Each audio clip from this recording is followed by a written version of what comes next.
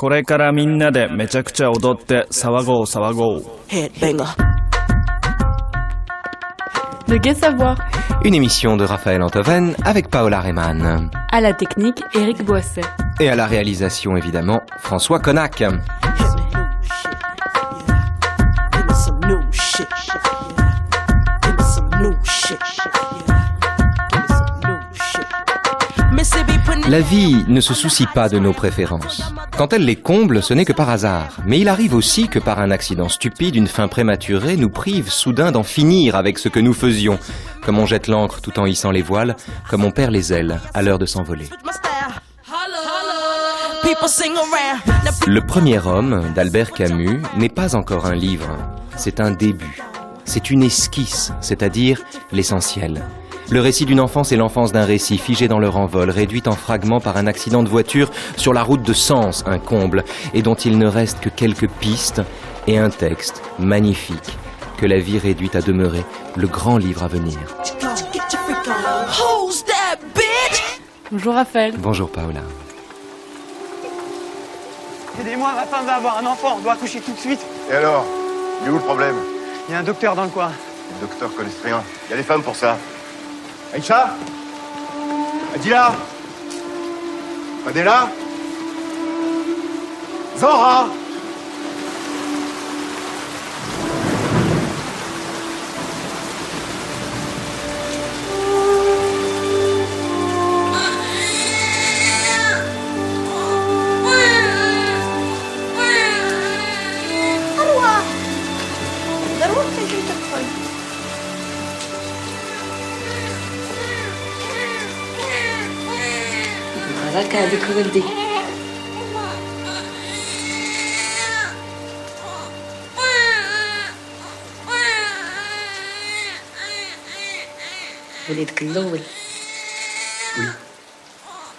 Mon premier. J'aimerais vous poser une question liminaire pour commencer cette émission et reprendre quelque chose que vous disiez dans votre chapeau. Donc, on le sait, c'est un livre inachevé, Le premier homme. Est-ce que justement, pour ce qui a l'aspect d'une autobiographie déguisée en roman, est-ce que l'inachèvement n'est pas la meilleure façon d'écrire une autobiographie? Est-ce que le fait que ça soit inachevé, c'est pas justement ce qui convient le mieux au récit d'une vie? Ah, écoutez, on peut s'arranger avec ça de cette façon-là. Ça n'est pas que de la mauvaise foi de le dire, je ne le dis pas pour vous, hein, mais ça n'est pas qu'une façon de s'arranger. Alors, d'abord, on peut s'arranger avec ça, on peut considérer que, vous savez, c'est la fameuse phrase de Sartre dans l'hommage qu'il rend à Camus le 7 janvier 60 dans France Observateur, quand il dit la mort de Camus, je l'appelle scandale, et un peu plus loin, il dit il faudra, de mémoire, hein, il faudra s'habituer à regarder cette œuvre inachevée ou à lire cette œuvre inachevée comme une œuvre totale. Il existe une façon de justifier l'inachèvement d'une entreprise biographique, tout simplement parce que celui qui l'entreprend est jugé parti. Et c'est la raison d'ailleurs pour laquelle on a voulu comparer le premier homme a par exemple la vie de Henri Brulard, dont le pseudonyme transparent était le pseudonyme de Henri Bell, c'est-à-dire Stendhal. Ici, nous avons un autre pseudonyme transparent, qui est celui de Jacques Cormery. Je dis que le pseudonyme est transparent pour deux raisons sur lesquelles on reviendra. D'abord parce que Cormery est le nom de jeune fille de la grand-mère paternelle d'Albert Camus, alors que dans Le premier homme, c'est la grand-mère maternelle qui est en scène et en majesté, puisque c'est quasiment le personnage principal, en tout cas de la première moitié de ce livre inabouti. Et la deuxième raison, c'est que Jacques Cormery, ce sont les initiales de JC. Et quand on est quasiment dans une étable, comme c'est le cas du petit Jacques, on se dit que la notion ici de premier homme revêt une teinte, non pas théologique d'ailleurs, mais peut-être céleste, à laquelle il faudra qu'on fasse droit. Mais pour en revenir à votre question, oui, on peut considérer qu'en un sens, par définition, une entreprise biographique est une entreprise fragmentaire. Reste que quand on lit ce livre, quand on relit ce livre, et qu'on tente à l'infini, vous savez, c'est comme quand on est Pardonnez-moi, c'est l'exemple qui me vient spontanément à l'esprit. Dans la recherche du temps perdu, pour décrire la lâcheté des gens du monde, le narrateur, un soir, invité dans une soirée chez le prince de Guermantes, raconte comment Madame de Souvray, à qui il lui demandait de lui présenter le prince de Guermantes, attendit que le prince de Guermantes tournât la tête pour, d'un geste à la fois altier et indifférent, pousser le narrateur en direction du prince de Guermantes, l'air de dire « il vous attend » alors qu'il ne l'avait pas vu, et le laisse en panne, à mi-chemin entre elle-même et celui à qui il voulait être présenté. Telle est, dit Proust, la lâcheté des gens du monde. Et quand on lit Le Premier Homme, à chaque paragraphe, à chaque page, on a une sorte de poussée, un élan qui vient se fracasser sur l'inaboutissement de ce livre. On a constamment le sentiment d'un avenir possible de chaque paragraphe. Et ce sentiment-là est redoublé par les hésitations du manuscrit. L'oncle du narrateur s'appelle tantôt Émile, tantôt Ernest, tantôt Étienne. Les noms évoluent, les noms changent. Parfois, il passe à la première personne. Parfois, il utilise l'imparfait. Il faudra en parler. À des moments où il est censé raconter un événement, donc il y a quelque chose d'itératif derrière le récit d'une seule chose. Bref, tout dans ce livre témoigne de son inachèvement. C'est déchirant, ça arrache le cœur, surtout quand on aime Camus. Et il faut à la fois, en un sens, célébrer cette œuvre comme une œuvre totale, mais ne jamais oublier que cet inachèvement est un scandale. C'est un scandale et qu'on est constamment, quand on lit Le Premier Homme, confronté à la difficulté de savoir ce qu'il voulait dire, et à la douleur de constater qu'à chaque page, qu'il n'a pas eu le temps d'aller au bout du début. Le Premier Homme, Paola, dans la famille des testaments qui s'ignorent, rappelons pour mémoire, pour nos auditeurs, que Albert Camus est mort le 4 janvier 1960, que Le Premier Homme, c'est ce qu'on a retrouvé dans sa sacoche, avec un manuscrit d'Othello qu'il avait prévu de mettre en scène. On a retrouvé ces 144 pages, écrites d'une écriture d'ailleurs difficilement lisible. Le manuscrit a été repris, retapé, si j'ose dire, non pas retapé, non pas modifié, mais présenté, rendu présentable autant qu'il pouvait l'être, par la femme de Camus, par la fille de Camus, Catherine Camus, qui en a assuré l'édition en 94. Bénie soit-elle d'avoir entrepris ça, parce que ce texte nous donne des informations infiniment précieuses sur Camus, et c'est un des plus beaux textes qu'il ait écrit. Mais il n'avait pas prévu ça, si vous voulez. Il n'avait pas prévu de s'arrêter à l'esquisse. Et malgré tout, on le sent, et on ne peut pas s'empêcher de trouver ça rageant, désolant, désespérant, navrant. Voilà, il y a des limites à la... On peut s'arranger de tout, mais rien n'est plus difficile que de lire comme une œuvre totale cette œuvre si scandaleusement inachevée. Vous avez cité Sartre avant de rentrer, parce qu'il faut quand même dire à nos auditeurs qu'on va rentrer dans le texte et qu'on va commencer par... Autant qu'on peut, hein, autant qu'on peut le faire. Oui. Et au moins commencer par ce passage de la naissance. Juste quelques mots, peut-être justement, sur les mots et sur deux entreprises autobiographiques, celle de Sartre, qui, elle, est une œuvre finie et qui est une œuvre très apprêtée, oui. Puis, vous parlez des mots. Oui, je parle des mots. Bien sûr, oui. En comparaison du Premier Homme. Écoutez, c'est pas la même chose, pour une raison très simple. C'est que, et d'ailleurs c'est intéressant, Sartre avec les mots s'est livré à une entreprise anti-sartrienne, comme avec le Saint-Genet d'ailleurs. Une entreprise anti-sartrienne dans la mesure où il propose de lui-même un portrait, alors là pour le coup abouti, achevé. Il se réifie lui-même dans sa propre enfance. Or vous savez que tout le propos de Sartre, et en cela d'ailleurs il se distingue vraiment de Camus. Clairement, parce que Camus était plus sensible que Sartre à ce qu'il appelait les hommes durs et vrais. Sartre a une philosophie de citadin, Camus non. Et de ce point de vue, Sartre, vous savez, dans L'être et le néant, théorise constamment le fait que la mort, ça n'est pas le néant, c'est l'être. Le néant, c'est notre liberté, ou c'est la possibilité de notre liberté, c'est le risque d'une liberté possible, puisque nous ne coïncidons jamais avec nous-mêmes, et donc nous tentons constamment, dans le fil de l'existence, de nous réifier, de nous chosifier, de correspondre à l'idée que le regard d'autrui nous donne de nous-mêmes. C'est le modèle du garçon de café, c'est le modèle de l'épicier, c'est le modèle du militaire, c'est le modèle de la femme de mauvaise foi ou de l'homosexuel chez Sartre, dans L'être et le néant. Alors, Sartre décrit comme quelque chose de mortifère, le fait même de se réifier, de se chosifier, de devenir comme ça son propre personnage, de jouer son propre rôle.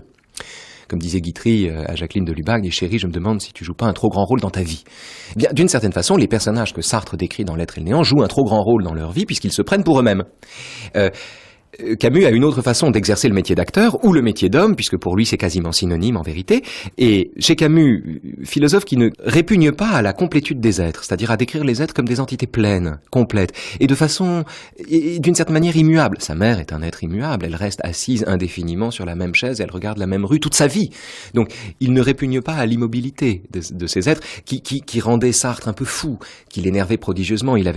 Sartre avait l'impression que les gens s'éteignaient quand la lumière du regard d'autrui s'en allait.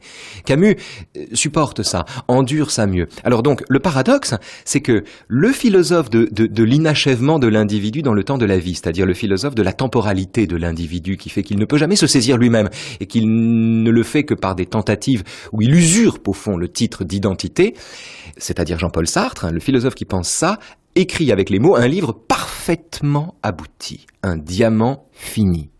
Et quel diamant!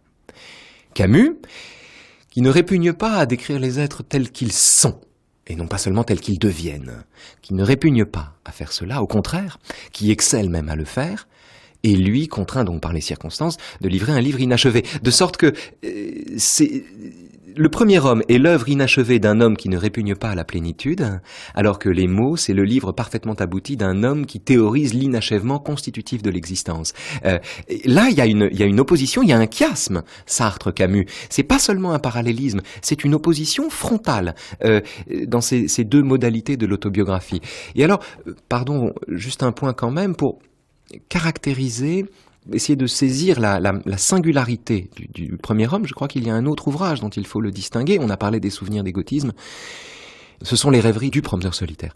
Rousseau, au début des rêveries, ou même les confessions d'ailleurs, l'entreprise de Rousseau est une entreprise de justification, c'est une entreprise où il se défend et il s'illustre lui-même. On pourrait considérer que les deux se ressemblent. Je ne crois pas.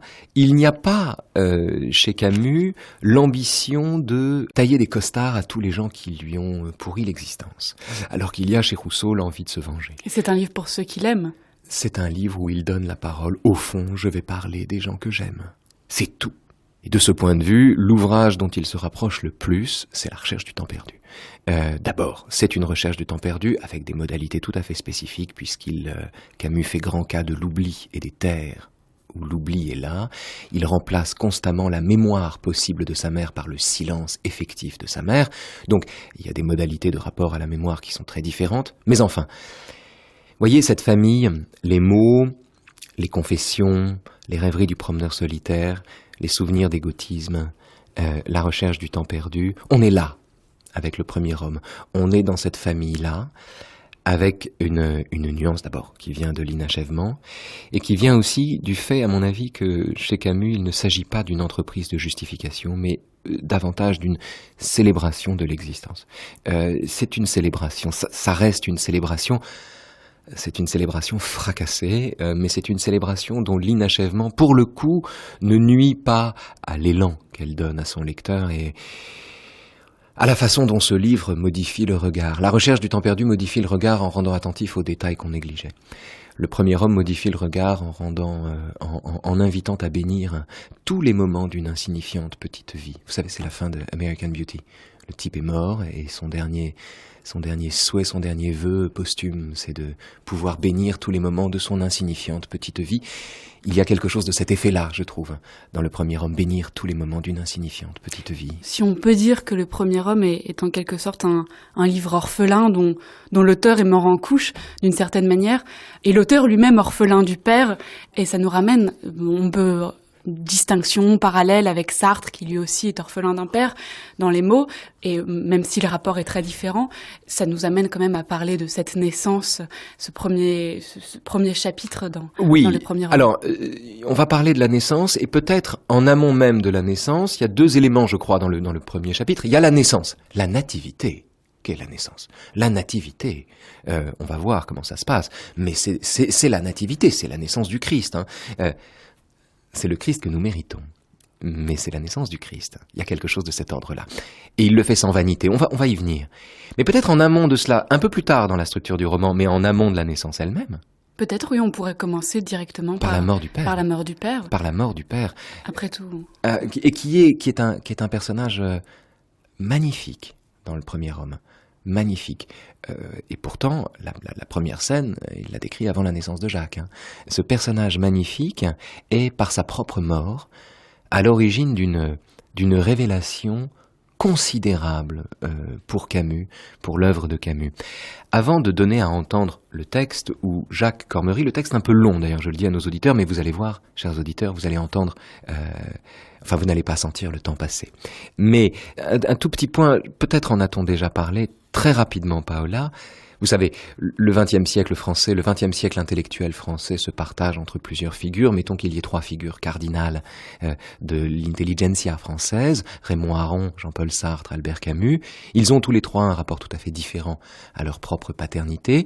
Comme vous savez, Raymond Aron, le premier chapitre des mémoires de Raymond Aron, c'est le testament de mon père. C'est l'histoire d'un homme qui constate que son père a raté sa vie et qui se sent le devoir d'être la terre promise d'un homme qui, lui, s'est arrêté aux rives du Jourdain. Donc c'est un passage dans lequel le petit Aron s'inscrit clairement dans une filiation, une transmission avec son père, moment d'ailleurs où Raymond Aron fait la paix avec son propre judaïsme, l'intègre autrement que comme une fabrication de l'antisémitisme, mais comme une donnée existentielle. Donc ça c'est Raymond Aron, c'est le rapport à son père, c'est une soumission à l'échec de son père. Jean-Paul Sartre décrit au début des mots, c'est célébrissime, il cite même Pontalis, le verdict d'un éminent psychanalyste, je n'ai pas de surmoi, il dit, mon père est mort, il n'a pas pesé sur la même terre que moi, ou très peu, le résultat c'est que je vois les hommes dans la rue avec leur père sur les épaules, et moi j'ai pas ça, je suis plus libre, et de ce point de vue Sartre renonce à toute forme de limite à cet égard. Camus c'est différent, Camus en un sens n'a pas de père non plus, puisque le père de Camus est mort juste après sa naissance, sur le front, il n'a pas de père, mais Camus vit très intensément, et c'est le texte que nous allons entendre qui le dit, le paradoxe selon lequel il est lui-même l'héritier d'un cadet. Et ce paradoxe dispose Camus, au fond, c'est comme s'il empruntait à Aaron, si j'ose dire, le sentiment d'une filiation, enfin, il empruntait au schéma aronien le sentiment d'une filiation, et au schéma sartrien une liberté toujours possible. Il est l'héritier de ces 2 éléments-là. Enfin, l'héritier. Il est à mi-chemin de ces 2 dispositions du caractère généalogique d'un être. Et donc, il est à la fois aussi libre que Sartre pouvait l'être, et il est dans le même temps aussi pénétré du devoir qui est le sien, du devoir filial et paternel qui est le sien, que Raymond Aron pouvait l'être. Camus est, de ce point de vue, me semble-t-il, exactement au bon endroit. Le nom, quel nom vous avez dit? Cormery, C'est un parent? mon père. Cormery Henri, blessé lors de la bataille de la Marne, mort le 12 octobre 1914. J'avais 6 mois quand il est mort. Ça ne change rien. Les morts sont toujours trop nombreux. Mais où sont les morts de 14? Dans la liste C, D ou P? Excusez-moi, je vais vérifier. Je vous laisse, dit le gardien. Cormery s'approcha de la pierre et la regarda distraitement. Oui, c'était bien son nom. Il leva les yeux. Dans le ciel plus pâle, des petits nuages blancs et gris passaient lentement, et du ciel tombait tour à tour une lumière légère puis obscurcie. Autour de lui, dans le vaste champ des morts, le silence régnait. Une rumeur sourde venait seule de la ville par-dessus les hauts murs. Parfois, une silhouette noire passait entre les tombes lointaines. Jacques Cormery, le regard levé vers la lente navigation des nuages dans le ciel, tentait de saisir, derrière l'odeur des fleurs mouillées, la senteur salée qui venait en ce moment de la mer lointaine et immobile, quand le tintement d'un seau contre le marbre d'une tombe le tira de sa rêverie. C'est à ce moment qu'il lut sur la tombe la date de naissance de son père, dont il découvrit à cette occasion qu'il l'ignorait. Puis il lut les 2 dates, 1885-1914, et fit un calcul machinal. 29 ans. Soudain, une idée le frappa qui l'ébranla jusque dans son corps. Il avait 40 ans. L'homme enterré sous cette dalle et qui avait été son père était plus jeune que lui. Et le flot de tendresse et de pitié qui d'un coup vint lui emplir le cœur n'était pas le mouvement d'âme qui porte le fils vers le souvenir du père disparu, mais la compassion bouleversée qu'un homme fait ressent devant l'enfant injustement assassiné. Quelque chose ici n'était pas dans l'ordre naturel. Et à vrai dire, il n'y avait pas d'ordre, mais seulement folie et chaos, là où le fils était plus âgé que le père. La suite du temps lui-même se fracassait autour de lui, immobile entre ces tombes qu'il ne voyait plus, et les années cessaient de s'ordonner suivant ce grand fleuve qui coule vers sa fin. Elle n'était plus que fracas, ressac et remous, où Jacques Cormery se débattait maintenant aux prises avec l'angoisse et la pitié. Il regardait les autres plaques du carré et reconnaissait aux dates que ce sol était jonché d'enfants qui avaient été les pères d'hommes grisonnants qui croyaient vivre en ce moment. Car lui-même croyait vivre. Il s'était édifié seul, il connaissait sa force, son énergie, il faisait face et se tenait en main. Mais, dans le vertige étrange où il était en ce moment, cette statue que tout homme finit par ériger et durcir au feu des années pour s'y couler et y attendre l'effritement dernier, se fendillait rapidement, s'écroulait déjà. Il n'était plus que ce cœur angoissé, avide de vivre, révolté contre l'ordre mortel du monde qui l'avait accompagné durant 40 années et qui battait toujours avec la même force contre le mur qui le séparait du secret de toute vie, voulant aller plus loin, au-delà, et savoir avant de mourir, savoir enfin pour être, une seule fois, une seule seconde, mais à jamais.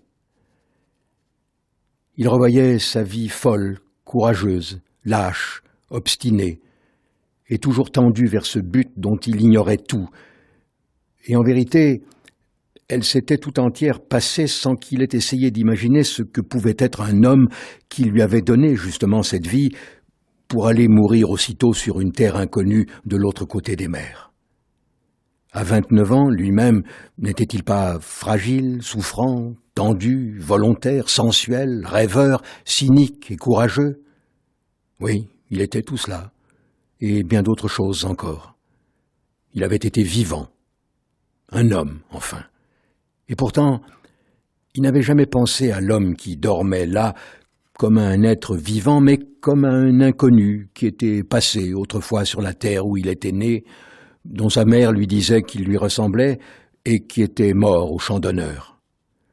Pourtant, ce qu'il avait cherché avidement à savoir à travers les livres et les êtres, il lui semblait maintenant que ce secret avait partie liée avec ce mort, avec ce père cadet, avec ce qu'il avait été, ce qu'il était devenu, et que lui-même avait cherché bien loin ce qui était près de lui dans le temps et dans le sang.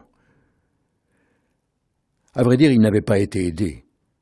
Une famille où l'on parlait peu, où on ne lisait ni n'écrivait, une mère malheureuse et distraite qui l'aurait renseigné sur ce jeune et pitoyable père. Personne ne l'avait connu que sa mère, qui l'avait oublié, il en était sûr. Et il était mort, inconnu, sur cette terre où il était passé, fugitivement, comme un inconnu. C'était à lui à se renseigner, sans doute, à demander. Mais celui qui, comme lui, n'a rien et veut le monde entier, il n'a pas assez de toute son énergie pour s'édifier et conquérir ou comprendre le monde. Après tout, il n'était pas trop tard. Il pouvait encore chercher, savoir qui était cet homme qui lui semblait plus proche maintenant qu'aucun être au monde. Il pouvait... L'après-midi s'achevait maintenant.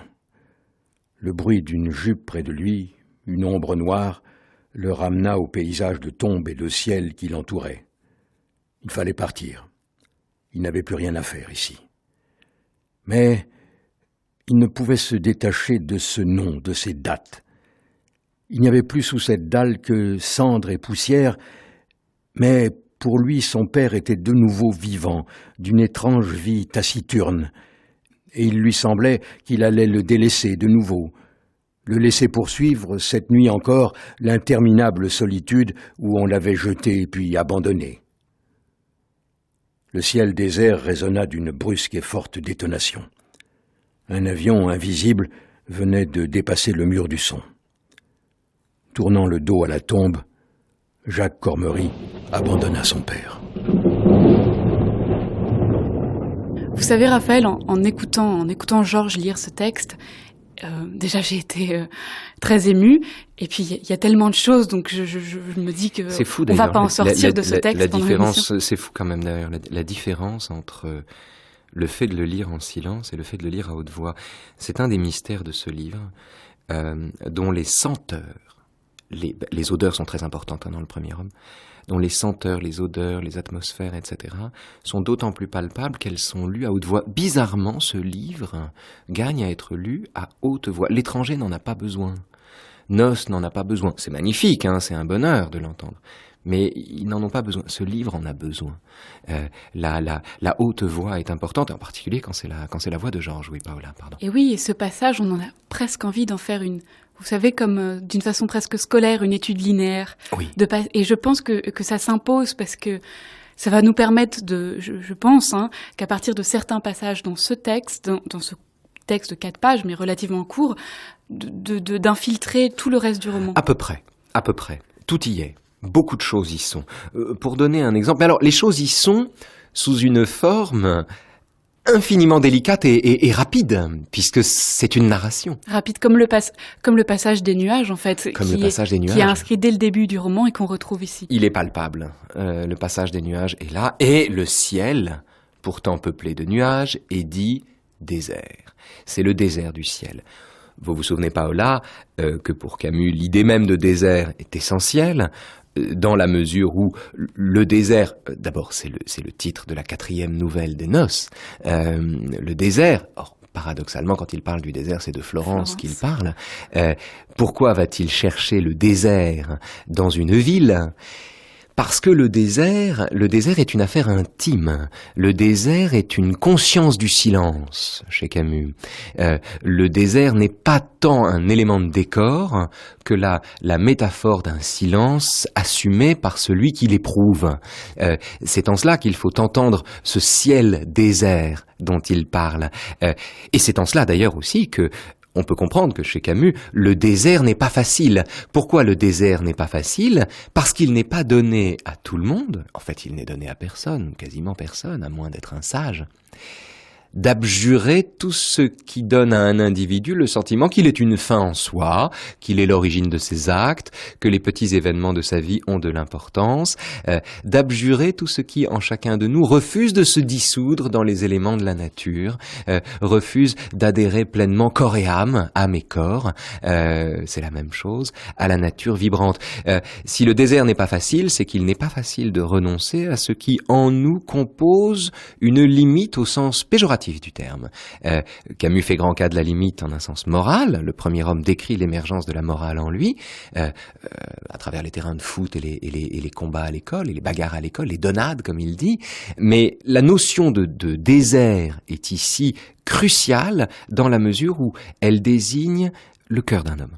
Le cœur à la fois indifférent et ouvert d'un homme aux douleurs qui ne sont pas les siennes et à une histoire qui n'est la sienne que accidentellement mais qu'il choisit d'endosser. Au fond, c'est l'histoire d'un homme qui adopte son père. Parce que terrible est le fait d'être l'aîné de son père. Il est terrible d'être l'aîné de son père. Si on s'éloigne un tout petit peu du texte avant d'y revenir, parce qu'on va vraiment y rester dans ce texte. Quand je dis ça, je me dis que Camus est vraiment, non pas seulement l'écrivain de l'adolescence, comme on peut le dire bêtement, ou d'une adolescence incertaine, genre mythe de Sisyphe, comment faire pour pas se tuer quand on a découvert que la vie n'avait aucun sens, etc. C'est très bien ça, hein. Mais il n'est pas seulement celui-là. C'est aussi l'écrivain le hasard, les hasards historiques. Vous savez qu'on fait peu de cas de la différence entre les époques, mais enfin quand même. Les hasards historiques ont fait que Camus est exactement l'écrivain de notre génération, si j'ose dire. C'est-à-dire de la génération de ceux dont les parents étaient moins sages que nous, si vous voulez. Vos parents, les miens, Paola, ont été plus enfants que nous l'avons été, en un sens. Voilà, c'est ça que je veux dire. Vos parents, je ne parle pas de vos parents en particulier, je dis nos parents. Ils ont été plus enfants que nous. C'est le paradoxe d'une génération, et de ce point de vue, nous appartenons, vous et moi, je crois, à la même génération. Le paradoxe d'une génération qui doit se constituer non pas par le rejet d'une autorité, mais par le rejet d'une absence d'autorité. Et donc composer avec le seul meuble d'ancêtres, entre guillemets, qui ne sont pas tant des figures tutélaires que des sortes de blancs-seings vivants ou de gens qui ont vécu leur vie. Bon. Lieu commun qu'on retrouve dans l'idée, par exemple, je crois que c'est Didier Super qui avait fait comme ça une chanson, je l'ai pas en tête là, peut-être qu'on la retrouvera, une chanson sur les enfants d'aujourd'hui. La chanson s'appelle Ta vie sera plus moche que la mienne. Qu'est-ce que je vais vous faire Ah ouais. Qui c'est le coup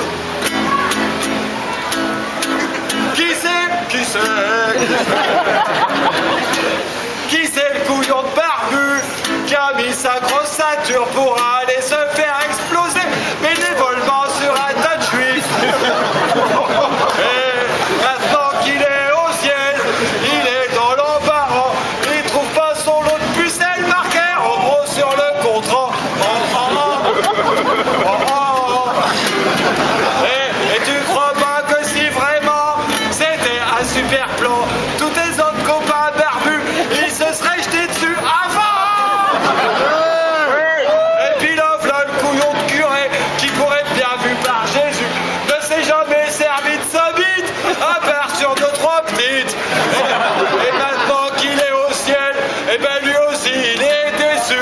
Ben ouais les mecs, le ciel c'est vide, y a rien d'autre que des satellites.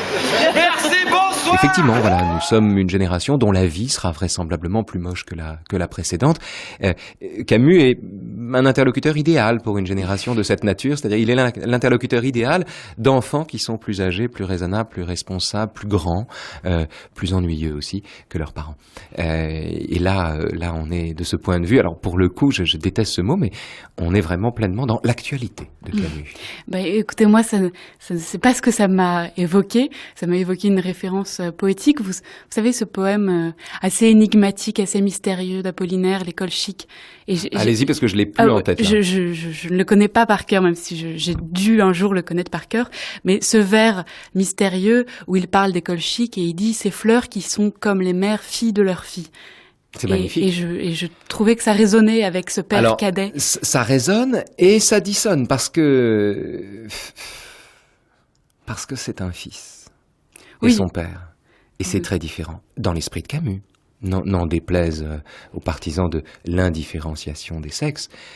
Camus n'est pas du tout là-dedans. Camus est un Méditerranéen pour qui il y a des différences absolument insurmontables entre l'homme et la femme. Il ne parle pas d'inégalité, il parle de différence. Il n'y a aucun problème. En ce qui le concerne, ce sont des questions qu'il ne se pose pas. Camus n'est pas du tout un penseur du genre, si vous voulez. La question même d'ailleurs de l'homosexualité chez Camus n'apparaît pas. Ce que je veux dire ici, c'est qu'il y a le fait d'être la mère, ou la fille de sa mère, ou plus exactement la mère de sa mère, n'a rien à voir avec le fait d'être le père de son père. C'est tout à fait différent chez Camus. Le sens de la transmission, de l'héritage se fait de façon différente. Je ne saurais pas dire d'ailleurs de quelle façon cette différence s'inscrit, mais il faut bien prendre acte du fait que c'est une affaire d'homme, cette histoire de premier homme. Et pourtant, c'est un homme qui grandit, comme Yves Saint-Laurent, au milieu d'un gynécée, parce que c'est sa mère et sa grand-mère. Hein. Il y a l'oncle Étienne, Émile ou Ernest qui changent de nom parce que le manuscrit est inachevé, mais les figures tutélaires, les vraies figures tutélaires, c'est la mère et la grand-mère. Et pourtant, la transmission, le registre de l'héritage est ici en relation directe avec le père, et c'est un héritage, encore une fois, d'une certaine manière réversible. Le premier homme raconte la façon dont le père a inspiré les pensées de Jacques Cormery, lui a donné, par exemple, il a reçu comme héritage le dégoût de son père le jour où il est allé assister à l'exécution de Pirette. Pour vous donner un exemple de la façon dont cette transmission s'opère, du père au fils et en un sens paradoxalement du fils au père, il faut revenir donc sur cet épisode de l'exécution de Pirette, qui est un type épouvantable, qui a tué des enfants, etc., enfin qui mérite la mort, et du dégoût qui vient au père. Ça se trouve page 94-95 de la seule édition dont on dispose du premier homme, c'est-à-dire l'édition Folio. Écoutez ça.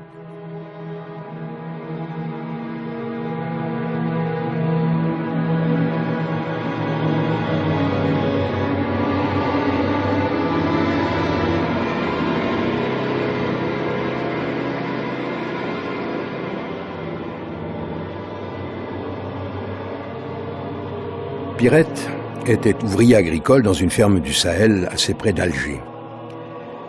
Il avait tué à coups de marteau ses maîtres et les 3 enfants de la maison. Pour voler, avait demandé Jacques, enfant. Oui, avait dit l'oncle Étienne. Non, avait dit la grand-mère, mais sans donner d'autres explications. On avait trouvé les cadavres défigurés, la maison ensanglantée jusqu'au plafond, et sous l'un des lits, le plus jeune des enfants respirant encore et qui devait mourir aussi, mais qui avait trouvé la force d'écrire sur le mur blanchi à la chaux avec son doigt trempé de sang, « C'est Pirette ». On avait poursuivi le meurtrier et on l'avait trouvé hébété dans la campagne. L'opinion publique, horrifiée, réclamait une peine de mort qu'on ne lui marchanda pas, et l'exécution se déroula à Alger devant la prison de Barberousse en présence d'une foule considérable. Le père de Jacques s'était levé dans la nuit et était parti pour assister à la punition exemplaire d'un crime qui, d'après la grand-mère, l'avait indigné. Mais on ne sut jamais ce qui s'était passé. L'exécution avait eu lieu sans incident, apparemment, mais le père de Jacques était revenu livide, s'était couché, puis levé pour aller vomir plusieurs fois, puis recouché. Il n'avait plus jamais voulu parler ensuite de ce qu'il avait vu.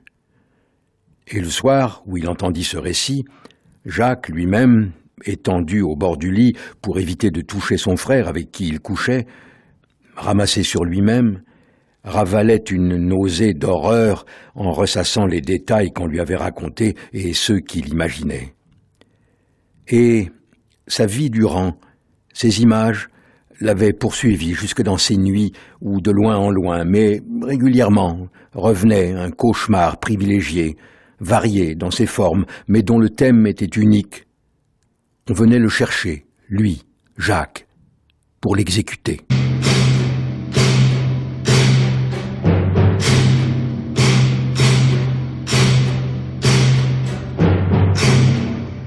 On peut lire dans ce récit l'épisode originel de l'engagement de Camus contre la peine de mort. Oui, et qu'on retrouve sous la figure de Tarrou dans La Peste d'ailleurs, qui est le fils du juge qui condamne à mort Meursault, puisque les romans de Camus se répondent, communiquent surtout La Peste et L'étranger. Oui, c'est l'origine de l'engagement de Camus, parce que c'est pas des principes qui engagent Camus. Comme dit Camus, vous savez la phrase de Chamfort que Camus préférait, ne jamais se donner de principe plus fort que son caractère. C'est pas en vertu d'un principe que Camus s'engage contre la peine de mort. C'est presque physiologique. C'est physique. C'est physique. C'est-à-dire qu'il a d'autant moins le choix. Un principe, on choisit d'y adhérer ou on ne choisit pas d'y adhérer. Ou alors quand on éprouve le sentiment qu'on n'a pas le choix d'y adhérer ou non, c'est qu'en définitive, ça n'est pas le principe lui-même qui nous force à y adhérer, mais notre propre biographie qui ne nous laisse pas le choix. Il n'y a que le corps qui ne s'égare jamais, dit Montaigne, parce qu'il ne nous laisse pas le choix. L'engagement de Camus est né non pas d'un principe, il est né d'un dégoût. Il est né du dégoût de son père. Et ce dégoût-là, qu'on lui a raconté, puisque c'est sa mère qui le lui raconte, sa mère qui n'a pas de mémoire pourtant, mais qui le lui raconte, sa mère et sa grand-mère. Ce dégoût-là est à l'origine, effectivement, de l'engagement de Camus, d'une sensibilité camusienne, qui trouve sa source, donc, non pas dans une règle d'airain, mais dans une expérience. Et dans un souvenir qui n'est même pas le sien, puisqu'il n'en a pas, le souvenir. Donc c'est étonnant, cette histoire, parce qu'il est le garant d'un souvenir qui n'est pas le sien, et qu'il décrit mieux que personne, et qu'il décrit plusieurs fois. Puisque vous savez que ce passage-là, sur le dégoût du père, le père qui revient écœuré de cette exécution. Encore une fois, le type l'avait mérité, hein. C'est pas le problème. Mais il y a un dégoût absolu. Ce sentiment-là, ce sentiment camusien, Camus lui a donné toute sa mesure, hein, toute sa chance, et dans un livre pour le coup abouti, qui était les réflexions sur la guillotine, qui sont les réflexions sur la guillotine. Dans les réflexions sur la guillotine, Camus dit ceci. On est au tout début des réflexions sur la guillotine. Il dit: ma mère raconte seulement, parlant de son père donc, qu'il rentra en coup de vent, le visage bouleversé, refusa de parler, s'étendit un moment sur le lit et se mit tout d'un coup à vomir. Il venait de découvrir la réalité qui se cachait sous les grandes formules dont on l'a masquée. Au lieu de penser aux enfants massacrés, il ne pouvait plus penser qu'à ce corps pantelant qu'on venait de jeter sur une planche pour lui couper le cou. Et c'est au début des réflexions sur la guillotine, c'est-à-dire que l'origine même de l'engagement de Camus assume le fait que l'origine même de son engagement contre la peine de mort, qui est une des plus belles constances de Camus, l'origine même de son engagement contre la peine de mort et des considérations sur le rapport de la peine de mort et de la démocratie, sur la nécessité de décrire l'exécution pour en dégoûter ceux qui y adhèrent par principe, etc., etc., tout cela lui vient de cet épisode dont il est le garant alors qu'il n'en a lui-même pas le souvenir. Vous avez dit Et d'ailleurs, pardon, juste un point, 3 lignes après le passage qu'on vient d'entendre, enfin le passage du premier homme qu'on a entendu, Camus présente cela comme un héritage évident et certain. Vous avez dit, justement, je voudrais revenir, vous revenez sur un passage qui se situe après. Moi, je voudrais juste mentionner que dans le passage qu'on a entendu donc du premier homme, vous avez dit que les œuvres se répondent, et il y a ce oui d'Ernest, Émile, peu importe, et ce non de la grand-mère, et on peut lire un écho, c'est peut-être un petit peu... Enfin non, d'ailleurs, on peut lire un écho de l'homme révolté, ou même de Noce, le oui, puis le non. Mais évidemment, et c'est là que le premier homme est un livre très précieux parce qu'il montre la genèse physique, sensible, incarnée de ces engagements camusiens. Et au fond, ça n'est pas Camus qui met des informations. Si vous voulez, si Camus faisait des romans à thèse, il distillerait, il injecterait des morceaux de phrases qu'on peut retrouver dans L'homme révolté. Voyez. Alors c'est vrai que L'homme révolté commence en disant l'homme révolté c'est celui qui dit non, mais s'il dit non c'est parce qu'il dit oui, et qu'il y a un amour au principe de son refus. Et que la révolte doit se souvenir qu'elle est d'abord cet amour, sous peine de verser dans son contraire, le conservatisme ou le massacre de masse. Bien sûr, mais il ne s'agit pas pour Camus de poser des banderilles ou de rappeler son propre propos. Non, le premier homme, quand il entreprend la rédaction du premier homme, il est débarrassé de l'entreprise d'essayiste. Il a réglé son compte à la tentation doxographique de l'essai absolu, si vous voulez. Il a déjà rédigé son affaire touffue, là. L'homme révolté, magnifique, trop dense, où il a voulu impressionner Grenier, qui est un essai très important, dans lequel, comme dit Char, il s'enfonce dans la vérité. Mais enfin, il est sorti de ça. Et au fond, il ne s'agit pas, quand Camus réintroduit le diptyque camusien du oui et du non, dont on va parler, il le fait naturellement, c'est ça que je veux dire ici. C'est qu'il ne s'agit pas pour cet homme-là de donner à son œuvre une cohérence systématique et rétrospective, en rebalançant une petite pincée de oui et de non, là, dans le premier homme, pour éclairer rétroactivement le livre qu'il a écrit 4 ans plus tôt, L'homme révolté. Il ne s'agit pas de ça. Il s'agit davantage de se laisser aller, de se laisser porter, et de revisiter ce rapport entre le oui et le non, qu'il examine une première fois déjà dans L'envers et l'endroit, dont le passage où il décrit la mer s'appelle Entre oui et non. Ici, le oui et le non apparaissent à 2 reprises dans le passage qu'on a lu, d'abord juste avant le passage, puisqu'il parle de la grand-mère et il dit « Elle disait oui », non, c'est sa mère, « Elle disait oui, c'était peut-être non ». Dit-il, parlant de sa mère. Elle disait oui, c'était peut-être non, il fallait remonter dans le temps à travers une mémoire enténébrée, rien n'était sûr, c'est au moment où Camus pose des questions à sa mère sur son père et que sa mère répond ce qu'elle peut. Et puis, dans le passage qu'on a entendu, donc quelques lignes après, il dit, Cormery demande si c'est pour voler que Pirette a fait ce qu'il a fait. Oui, répond l'oncle Étienne. Non, avait dit la grand-mère, mais sans donner d'autres explications. Et selon l'hypothèse à laquelle on adhère, on change complètement de point de vue. Soit Pirette a tué pour voler, et donc son crime rentre dans l'ordre 1 de l'explication, et donc d'une condamnation possible qui serait commensurable avec le crime commis.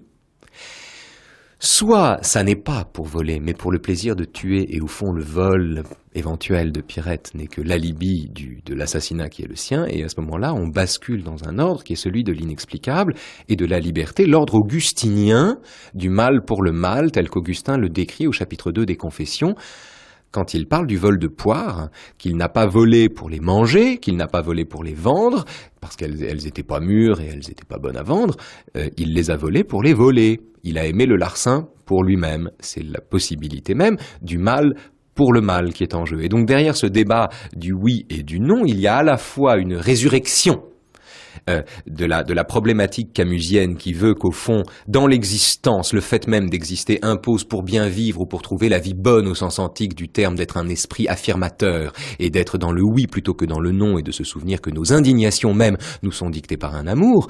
Mais au-delà de cela, il y a aussi le fait que si Pierrette a volé pour une raison précise, alors on peut expliquer son vol et en un sens on peut le condamner, on est dans l'ordre de l'explication, alors que Camus se situe davantage dans l'ordre de la compréhension, c'est-à-dire dans l'ordre de l'inexplicable. Le geste de Meursault qui tue l'arabe parce qu'il y avait trop de soleil relève exactement de cet ordre-là, et ce n'est pas un hasard si le mot de comprendre, le verbe, le syntagme comprendre, est celui qui revient le plus souvent dans l'étranger. On n'est plus dans l'explication, on est dans la compréhension.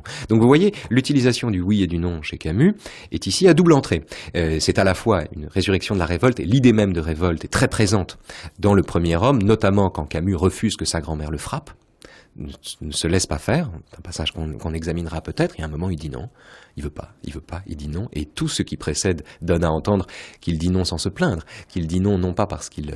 Bien sûr il a mal, mais il ne dit pas non par misérabilisme, ce n'est pas un non qui excuse, c'est au contraire un non qui responsabilise, c'est le non de l'homme qui s'empare de son destin. On peut l'entendre de cette façon-là, mais on peut aussi l'entendre comme un retour de ces deux dimensions de l'étranger qui sont d'un côté l'ordre explicatif, c'est-à-dire collectif d'une société, et de l'autre côté l'ordre intime d'une compréhension face à un acte inexplicable. Mais cela ne change rien au dégoût du père quand il revient de l'exécution.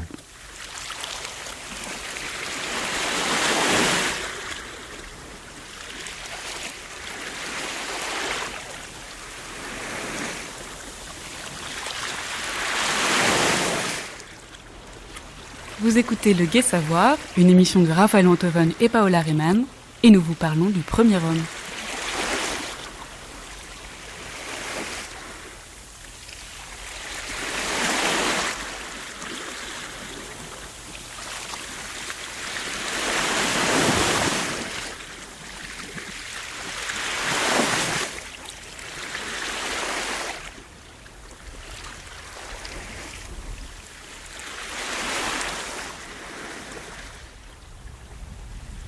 Revenons-en, si vous voulez bien, À la Raphaël, tombe. au cimetière marin, à la tombe. Cimetière marin, c'est vous qui le dites. Mais pourquoi pas, oui, effectivement. Là, on entend le bruit de la mer, On entend le bruit de la immobile. mer, oui.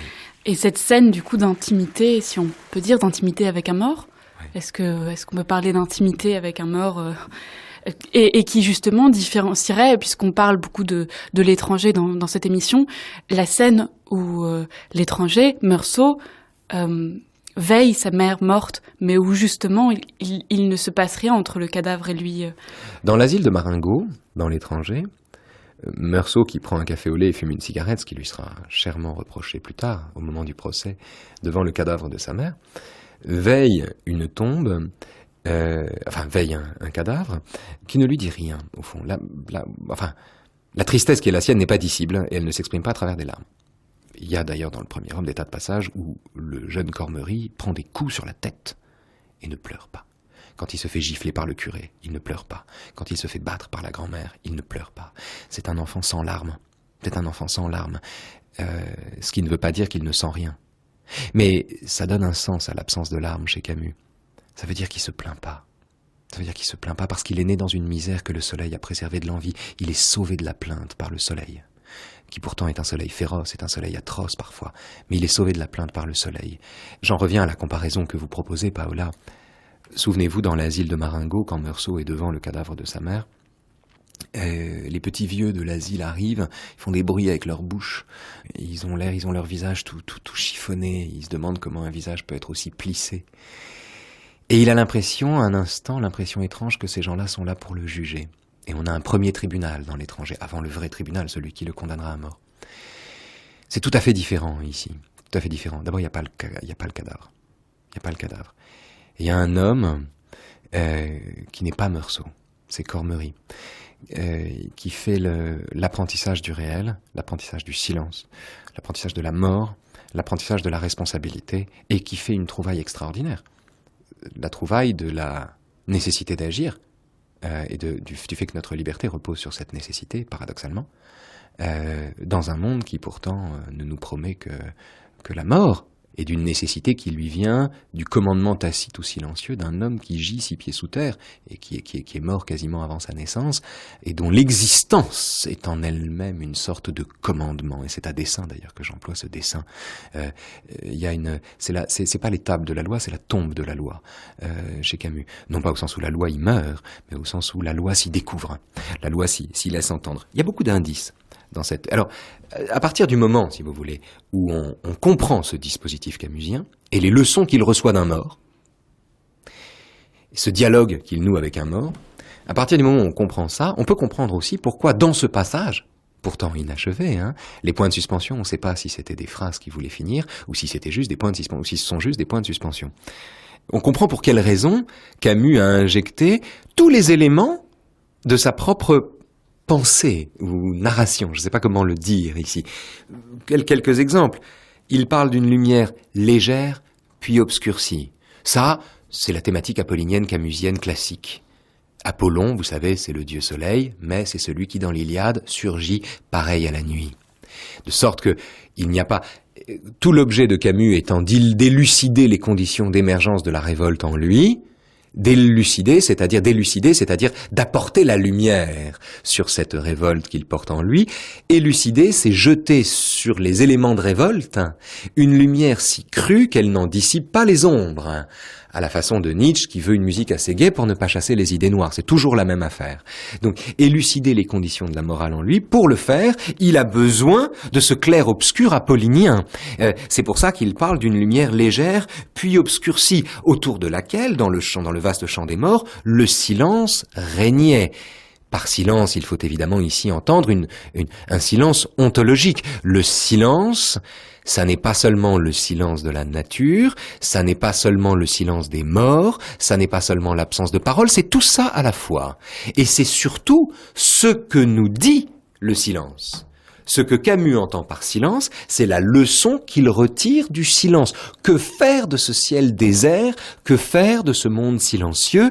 Comment convertir ce néant en loi? Et il y a de cette ambition-là chez Camus. Camus est à la fois un moraliste qui revendique l'origine incarnée des morales, entre guillemets, qui sont les siennes. Le fait qu'on ne manque pas à sa mère, on manque pas à sa sœur, à la façon de l'oncle Étienne qui est prêt à casser la gueule du moindre prétendant. Le terrain de foot, les mauvaises manières des joueurs de foot, ou bien la façon dont les gens se respectent. Bref, Camus est celui qui reconnaît volontiers l'émergence, la souche incarnée et triviale des principes moraux en lui. Et on comprend pourquoi, dans ce texte, il y a la lumière légère et obscurcie, il y a le silence, les silhouettes noires, qui vont toujours avec l'arrivée du soleil, la lente navigation des nuages dans le ciel, c'est-à-dire la métaphore du temps, le statut de la rêverie, qui chez Camus est essentiel, puisque c'est la meilleure façon qu'il a d'appréhender le réel, et il a ça en partage avec Proust, et enfin, la découverte finale et liminaire à la fois, que l'homme enterré sous cette dalle et qui avait été son père, était plus jeune que lui. Et dans la suite du texte, il y a cette chose tout à fait extraordinaire, qui est que Camus parle d'un flot de tendresse et de pitié. Or, le mot de pitié revient à plusieurs reprises dans le premier homme. C'est de la pitié qu'il éprouve pour sa grand-mère quand elle met la main dans la cuvette des toilettes pour récupérer une pièce de 2 francs que Cormery dit avoir laissé tomber alors qu'il l'a mise dans sa poche. C'est de la pitié qui vient pour sa mère quand sa mère répond par le silence et quand elle essaie avec les 400 mots qui sont les siens de dire des choses gentilles sur son fils et qu'elle ne peut dire qu'une chose, c'est « oui, il est intelligent ». C'est de la pitié que Camus éprouve pour son oncle Émile, Ernest, Étienne, quand il l'entend jouir du plaisir d'uriner sur la plage. C'est de la pitié qui devient d'une certaine manière une forme de piété. Le mot de pitié se métamorphose lentement dans le premier homme pour basculer vers la piété. Piété qui n'est pas une piété religieuse, mais qui est au contraire tout ce qu'on doit à ceux qui nous ont tout appris. C'est de l'amour, oui. C'est de l'amour. C'est exactement l'autre nom de l'amour, et le flot de tendresse et de pitié, c'est la naissance de l'amour. C'est l'émergence de l'amour dans un contexte shakespearien, puisque juste après, il parle de folie et de chaos, là où le fils est plus âgé que le père. Folie et chaos, donc on est dans une ambiance de fin du monde, et pourtant, Cormery se débat, dit-il, semble-t-il, avec l'angoisse et la pitié. Se débattre avec l'angoisse et la pitié, c'est en venir, in fine, par l'émergence, par l'élan d'un cœur, et le talent de décrire un amour qui équilibre le monde où le silence de la mer impose au Fils de prendre la parole pour tous les déshérités de la terre. Cette exigence-là, on la trouve dans la conversion lente dans le premier homme du mot de pitié en piété. L'anagramme de pitié, c'est la piété. Et Camus ici joue de l'anagramme à l'occasion de ce vertige étrange auquel s'ajoute une dimension très importante. D'abord l'idée de révolte, naturellement, il prend acte de l'idée de révolte devant l'ordre mortel du monde, et l'ambition également d'être. Être. Ce qui est une ambition totalement anti-sartréienne. Et qui est une ambition d'éternité aussi. Exactement, d'éternité. D'éternité non pas au sens où l'éternité serait la perpétuation indéfinie du temps, mais d'éternité au sens où tel instant est de toute éternité ce qu'il a été, et c'est en cela que l'on peut dire qu'il faut être, et à jamais. Être, c'est être le contemporain de l'instant que nous vivons. Pour Camus, c'est le Graal, pour deux raisons. D'abord parce qu'il n'y a pas d'autre morale, en définitive, que cette capacité d'être le contemporain de ce que nous vivons. Camus est plus spontanément le contemporain de ce qu'il vit dans la jouissance que dans la tristesse. Et comme tout le monde, quand on est triste, en général, on s'éloigne de soi-même pour interposer entre la tristesse et soi une forme d'indifférence salutaire. Quand on jouit, on s'éloigne moins de soi puisqu'on est de plein pied dans la jouissance qui est la sienne, dans le dénuement de la jouissance. Mais être pour une fois et à jamais, c'est aussi pour Camus une façon de dire l'aptitude pour lui surhumaine à sortir de l'indifférence. Vous savez le paradoxe de Camus ? C'est que c'est un homme de morale, dont la morale lui vient des terrains de foot. C'est un humaniste dont l'humanisme se passe absolument de tout principe universel et dont l'humanisme consiste uniquement à combiner une ontologie neutre et inhumaine avec le fait de s'en tenir constamment à hauteur d'homme dans les perceptions qu'on a du monde. Et si Camus demande à être une fois, mais à jamais, pour une fois, et à jamais, être au moins une fois, c'est que son ennemi, son adversaire en lui-même, c'est l'indifférent. Il est indifférent. C'est un cœur indifférent. Camus, c'est un cœur indifférent. C'est un cœur indifférent qui apprend, c'est pas le moindre de ses paradoxes, c'est un cœur indifférent qui pourtant donne à sentir les douleurs qui nous sont épargnées. Et ce cœur indifférent trouve sa tâche dans le spectacle de cette tombe, de ce père cadet, de ce mort inconnu sur une terre où il est passé fugitivement, sous ce ciel désert, qui donne à Camus l'intuition que le sens de toute morale, c'est de trouver un amour dans la pitié, c'est-à-dire de basculer de l'amour à la piété qu'on doit aux gens qui hantent, qui peuplent notre enfance et qui fabriquent ce ciel invincible qui lui permet ensuite de tout vaincre. Qui fabrique cet été invincible qui lui permet de traverser tous les hivers du monde. L'éclat d'obus qui avait ouvert la tête de son père était dans une petite boîte de biscuits, derrière les mêmes serviettes de la même armoire, avec les cartes écrites du front et qu'il pouvait réciter par cœur dans leur sécheresse et leur brièveté. « Ma chère Lucie, je vais bien. Nous changeons de cantonnement demain. Fais bien attention aux enfants.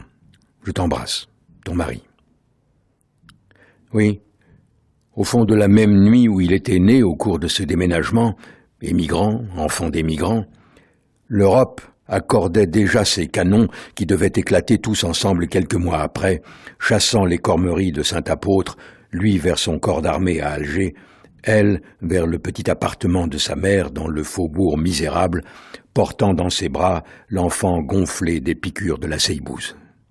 « Ne vous dérangez pas, mère. Quand Henri reviendra, nous repartirons. » Et la grand-mère, droite, les cheveux blancs tirés en arrière, les yeux clairs et durs. « Ma fille, il va falloir travailler. » Toi, elle est à l'école des grands? Oui, au lycée. Le lycée coûte cher. Et lui payé? Non, j'aurai le droit à une bourse. Ah. C'est quoi une bourse? Mais quand on est bon élève ou quand on est pauvre, ben on a le droit à de l'argent. Ah. Ben toi les deux, hein? Donc toi riche, allez fume. fume. Merci Raphaël, merci à tous, Alice Ramon, François Connac et Éric Boisset. Voilà. Un grand merci à notre lecteur Georges Claes qui a su donner à ce texte toute la chaleur qu'il mérite. Vous avez également pu entendre des extraits de l'adaptation du Premier Homme par Gianni Amelio, un film qui nous accompagnera encore la semaine prochaine lors d'une seconde émission sur le roman de Camus. Comme la pastèque. Là. Rendez-vous sur le site de l'émission, ainsi que sur la page Facebook du Gai Savoir, où vous attendent téléchargements, écoutes en ligne et bibliographie. Tout doucement, à l'intérieur. Hop là. Voilà.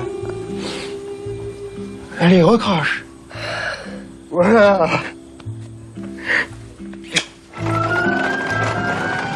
D'ici là, écoutez les nouveaux chemins de la connaissance du lundi au vendredi avec Adèle Van Rett sur France Culture. Ou bien lisez le dossier que Philosophie Magazine consacre ce mois-ci à la crise de l'attention. Vous trouverez également dans ce numéro un entretien du philosophe coréen Byung-Chul Han. –